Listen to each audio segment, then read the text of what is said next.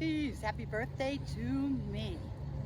So I'm here in a little park in Lighthouse Point, and I am going to get my drone ready to fly its very first flight. So I think it's pretty important to say that it took me quite a bit to get here. My drone was delivered on June 2nd, and it has been a process. I was totally unaware of all the rules and regulations and flight restrictions and registration requirements and certifications, etc. So I have been working over the last 2 weeks, and what I have accomplished over the last 2 weeks has been pretty amazing as far as I'm concerned. Last Thursday, I actually took the unmanned aircraft pilot certification exam with the FAA. The studying involved with that certification, the unmanned aircraft, I always forget how to say it, unmanned aircraft pilot certification. It was very complicated, and I studied a lot. I watched a lot of YouTube videos, and I'm happy to say that last Thursday I passed with a 90%. No, it wasn't perfect, but a 90%, I'll take it. They actually issue the certification if you get a 70% or above. So I've always been an overachiever. So part of what I learned was that in order to fly your drone commercially, that means that you're going to make money flying it. That exam was required. So I didn't initially have any intention on making flying a drone my business. However, my Facebook page and my TikTok page are monetized. Therefore, any drone footage, pictures or videos that I were to use on my social media platforms would be making money for me, or potentially making money for me. Now let me just say this, I am not a very popular content creator. I don't have 1 million followers, and I will tell you that in the last 3 months I've made $5.85. Woohoo! Yay! Now I know that because they only will pay you if you make over $5. So 1 month I made like $1.85, the next month I made $1.30, etc., until I was over the $5 mark and received my first payment from Facebook for $5.85. Therefore, it doesn't matter how much money I make, how little I make. If I post something on my Facebook page or on my social media that is monetized, the potential to make money is there from my drone videos and photography. Therefore, I would be considered a commercial flyer. And that is why it was necessary for me to take the Part 107, it's called, for the FAA drone, I'll just call it a drone certification, flight certification. So there you have it. So as I said, today is my birthday. So I decided that it has been a 2-week process to get to today. I received the drone on June 2nd, and today is June 16th. So I will say this, since it was required for me to get my commercial certification to fly the drone, the thought occurred to me, well, maybe this could actually be a business if I could learn how to fly well, take good videos, and take good pictures. So as part of this entire process, I went ahead and published my DBA, or fictitious name, in the local newspaper, as well as created a DBA underneath my LLC, which I have as well. So I now have a new business within my Your Health Preserver LLC. I learned that there is no restrictions on the types of business that you have under your LLC.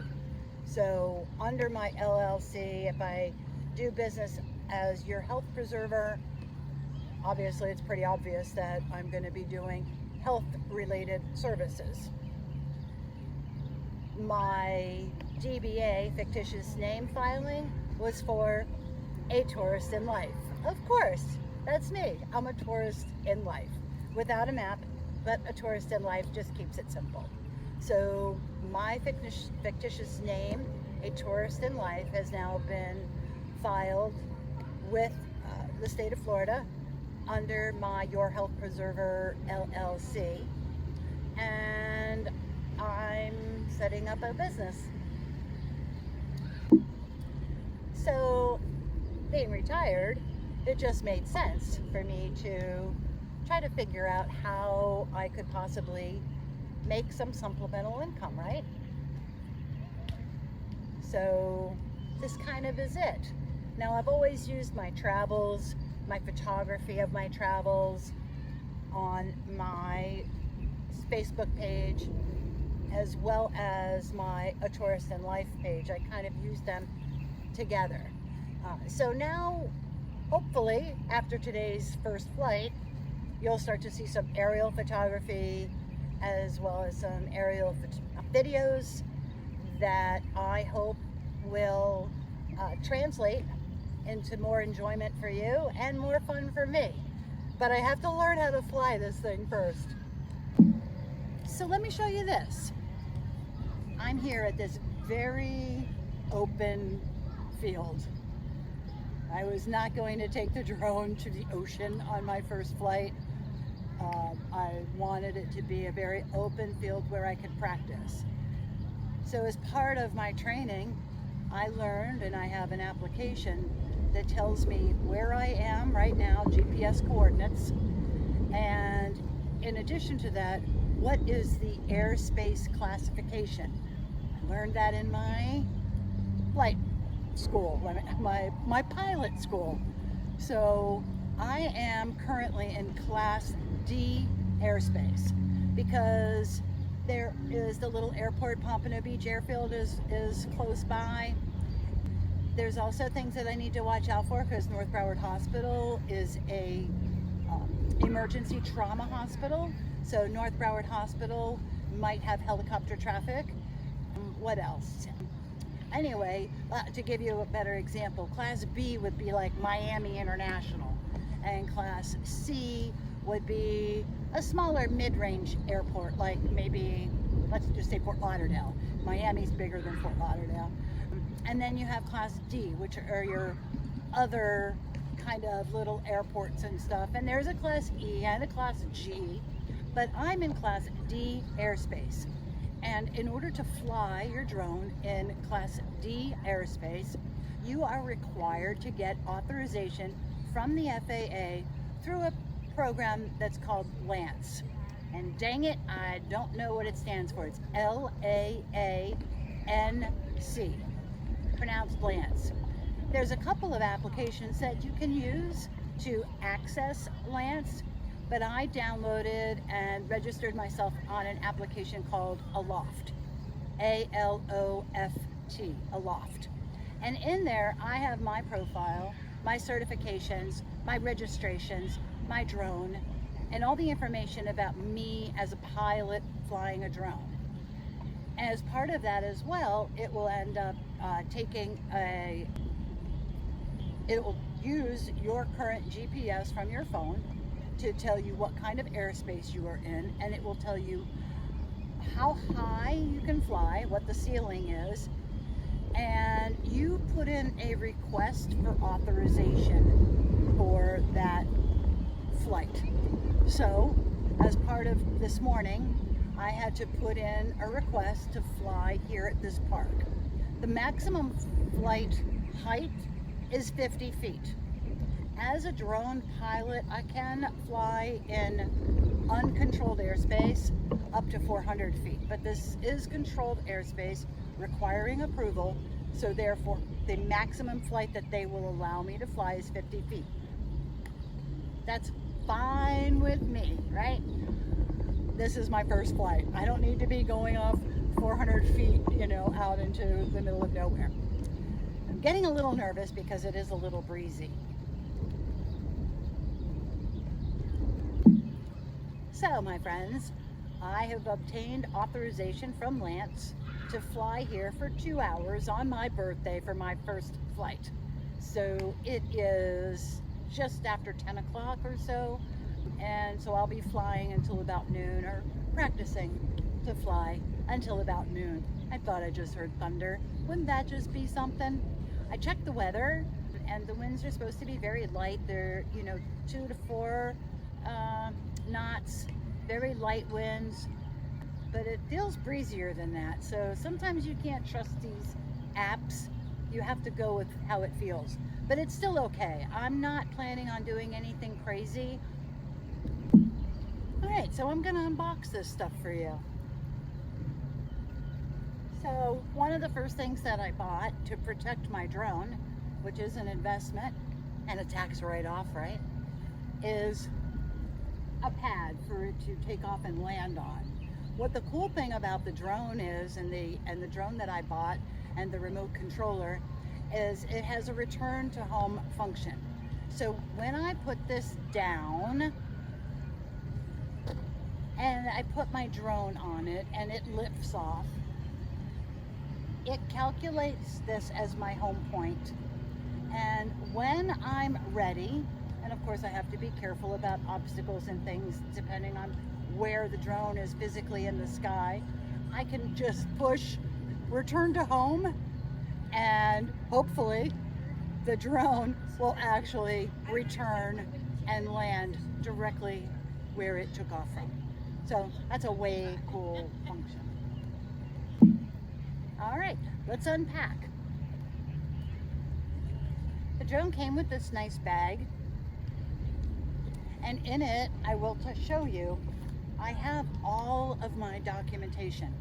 So, and I am required to carry this documentation with me whenever I'm flying my drone. So this is called the Trust, which is required, and not many people know about it, but it is required. It's a safety test that it is required of all drone pilots. Doesn't matter if you're recreational or commercial. It doesn't matter if you're 13, because you can fly and register a drone at 13, or 70, or the weight of the drone makes a lot of difference in different other categories, but the weight doesn't matter, the age doesn't matter. Well, 13, you can't register a drone unless you're 13. But anyway, the Trust certificate is for any drone pilot. And then right now, because I just passed my exam on the 11th, this is my temporary airman certificate.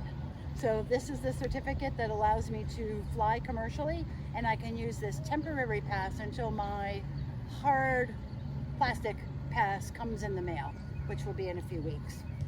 And then finally my actual registration. So I have registered the drone, and I was assigned a registration number. So I keep all of this documentation in my bag so that I have it. Only the FAA, an FAA representative or law enforcement officer is allowed to ask me for that documentation. Just as an FYI. I was curious, like if I'm at a park like this, can the park ranger ask for it? No, they can't. I am allowed to fly here. I have checked that. I have authorization to fly here, and there you go. So I will show you what else is in the bag here that I got with my drone. So I did get extra batteries, so I have a total of 3 batteries to keep that thing in the air. They are chargeable, rechargeable, and depending on weather conditions, wind, like if the drone is fighting a lot of wind, then they're going to burn out faster, of course, but they should last 45 minutes or so each battery. So you do get a warning on your controller if your batteries are low to come back and land. So hit that return to home button, let it come back, change out your batteries, and send it back up. So this drone also came with extra propellers, quite a few of them. That's kind of scary, right? The other really cool thing that came with this drone is filters. Now, I don't really know how to use them yet. I have watched some videos. It's an ND8, 32, and 128. So depending on the lighting conditions, whether it's bright sunlight or dusk or dark and you want to brighten it up, you would use those different filters for your photography. So in addition to the takeoff pad that did not come with the drone, I ordered that separately. It was like, I think it was like $18 or something, not crazy. But the other thing that I realized when I got the drone was when we're handling the controller, your hands are busy, both hands are busy. So, which is fine, but what I wanted to be able to do and what I bought was a neck strap so that when I'm hovering, for example, so I'm gonna just raise up the drone and I'm gonna fly it, I don't know, 10 feet, and then I can just hover there. And I can actually just hang my controller from my neck and my hands could be free. I could actually take a picture of the drone, but my controller is going to be right here around my neck, which is, I thought, a really cool thing to have, and I'll be attaching the controller to it shortly. So guys, this is the controller. It's just a little bit bigger than the palm of my hand. It's very ergonomical in that it fits your hands really well, and your control buttons for taking pictures and videos are on the top. This is your antenna that helps you communicate with your drone, and it has a built-in screen. I paid a little extra to get a controller that had the built-in screen. A lot of the controllers, you attach your phone to it, so your phone is attached to the controller, and you're actually visualizing your drone on your phone. Well, if you look at what I'm doing right now, I'm trying to videotape myself and the controller. That would be a little bit hard to do if I was using my phone as my screen. There's 2 little control knobs right here that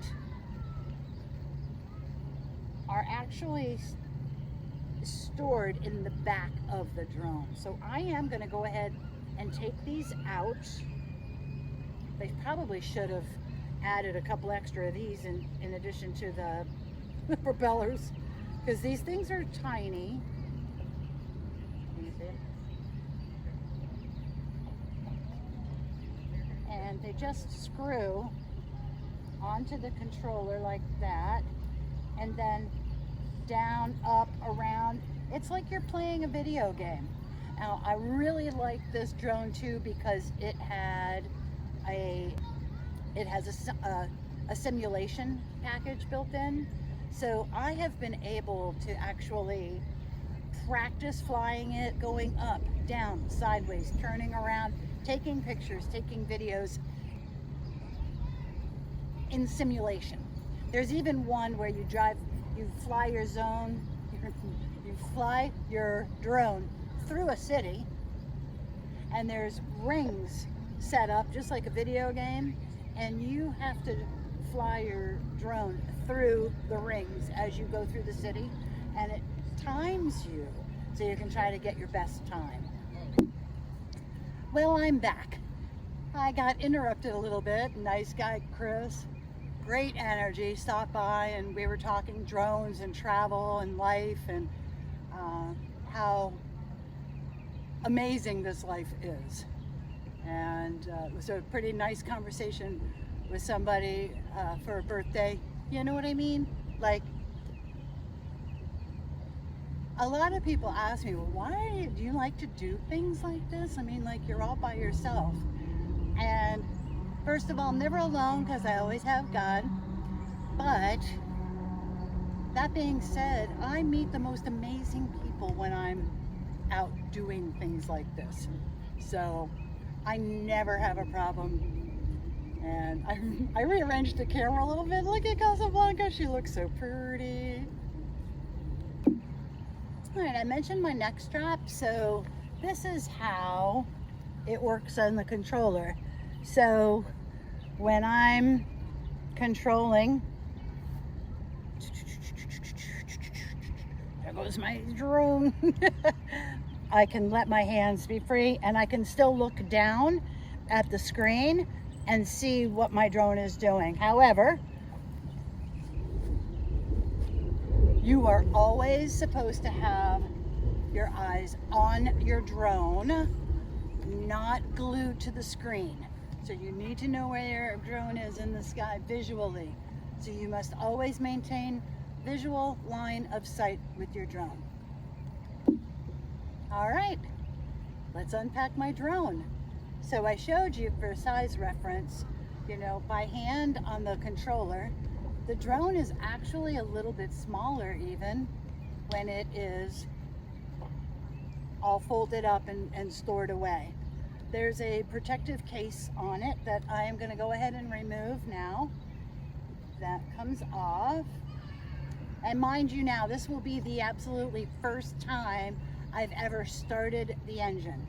And I will let you know, because it is important, that I fully charged the battery that's in the drone as well as the battery that's in the controller.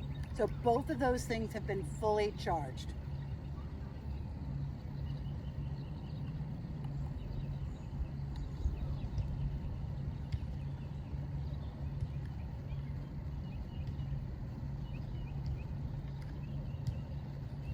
I'll probably get more rough with it. I hope not. Once I get more used to handling it. I mean, I have had it out and I've opened it up and stuff. One of the other things that I will show you is that you are required to put your registration number affixed to the zone, or to the zone. I keep saying zone. You are required to have your registration number affixed on the drone. And I added my phone number there in case it flies away and somebody finds it, they can call me, right? A lot of people do that. So it wasn't something that I just thought of. All right, what do you think? Let's open this sucker up. So the bottom comes out like that. The top ones come out to the side.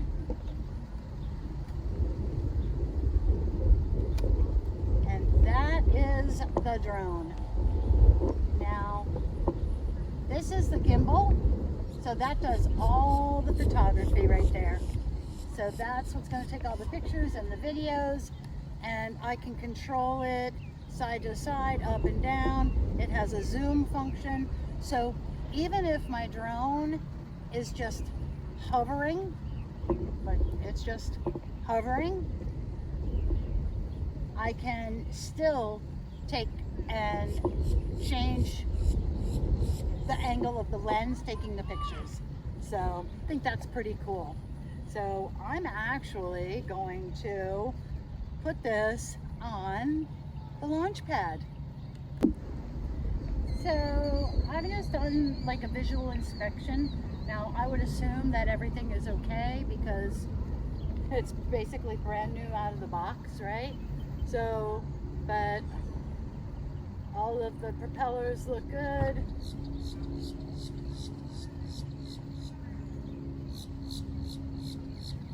And I'm just going to put it down on the...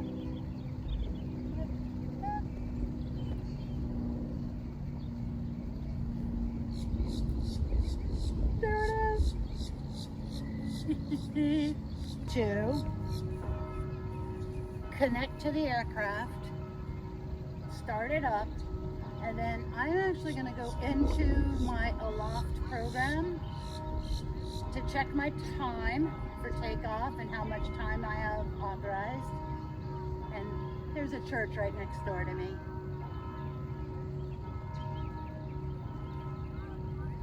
That's got to be 11 o'clock, and I'm clear to fly until 12.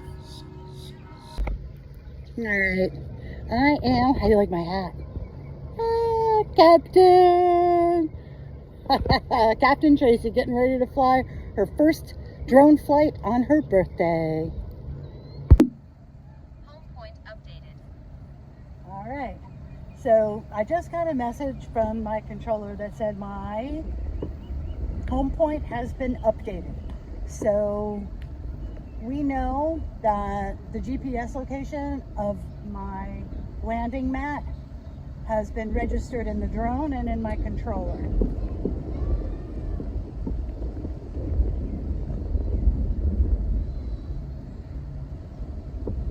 Perform a safety check before you fly.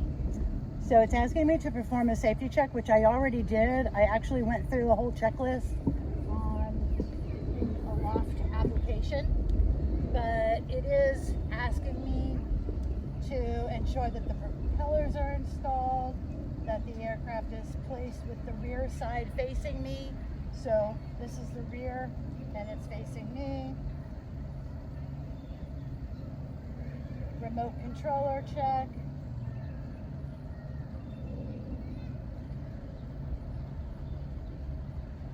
All right, let's see if we can start this sucker up.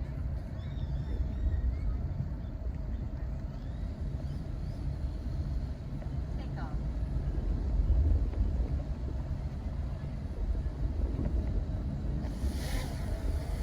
Home point updated.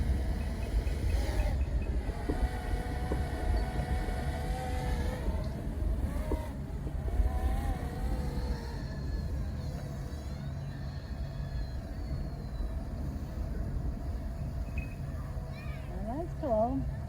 So I took off. Wow. Yeah, the simulation is much different from a controlling standpoint.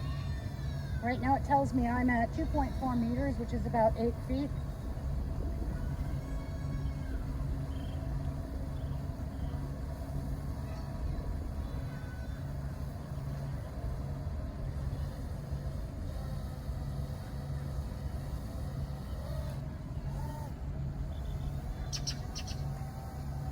I just turned it so it's facing me.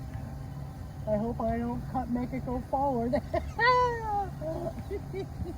Can you guys see it up there or not? Let me see. It's hovering right now.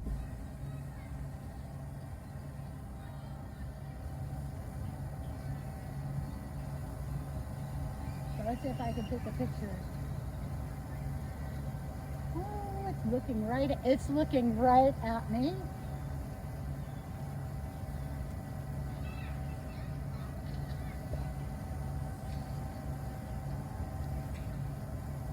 Let's see if we can get it to look at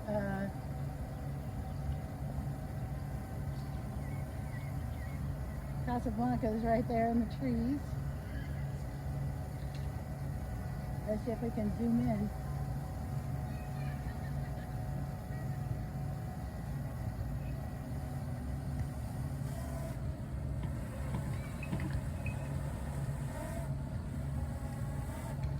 I tried to zoom it up a little higher. Oh, way cool, way cool. Happy birthday to me. Well, my first flight was a success. 2 lessons learned already, and I will be the first one to fess up to 2 mistakes. Luckily,